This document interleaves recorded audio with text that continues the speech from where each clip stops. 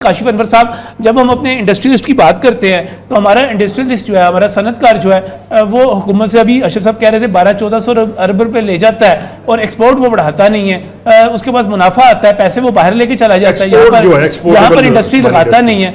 आप लोग कब ठीक होंगे? देखिए, मैं एक्सपोर्टर नहीं हूँ, लेकिन इंडस्ट्रियलिस्ट तो है जी, इंडस्ट्रियलिस्ट हूँ, लेकिन बात मैं फिर बार बार वही कर रहा हूँ, उनके नुमाइंदा भी हैं।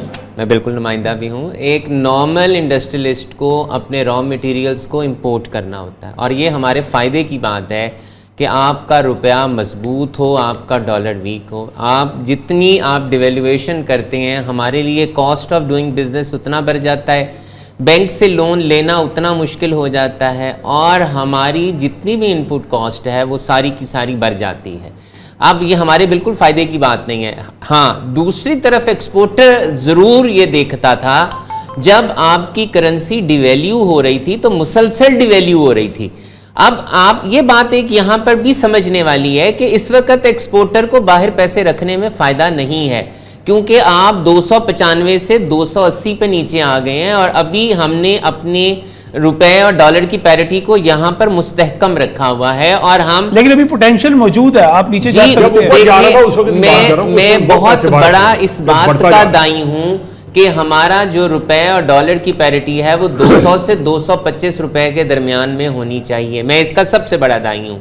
दूसरी बात, मुझे इस बात को भी देखना है कि हमें जिस हद पे हमारी ये पैरिटी चली गई है, अगर हम इसको फौरन, ये एक फौरन नीचे नहीं आ सकता, ना एक फौरन नीचे आएगा, इसको ग्रेजुअली नीचे लाएंगे। और देखें, उन्होंने 1.5 साल का टाइम दिया इन्फ्लेशन को कंट्रोल करने के लिए, बिल्कुल ठीक टाइम दिया। अगर मैं आज ये कह दूं कि मैं अपनी अपनी पैरिटी को 250 पे भी ला रहा हूं, तो आपकी जो इकॉनमी है उसको फ़ायदा नहीं होगा, नुकसान पहुंचेगा।